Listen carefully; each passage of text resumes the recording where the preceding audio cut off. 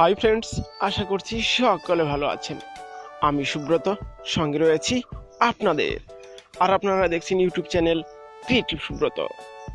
তো বন্ধুরা, এই ভিডিওটি দেখার পর যদি ভালো লাগে একটি লাইক দেবেন, কারণ আপনাদের একটি মাত্র লাইক আমাকে অনেক অনেক বেশি মোটিভেট করে আপনাদের জন্য নতুন কিছু ভিডিও আনতে।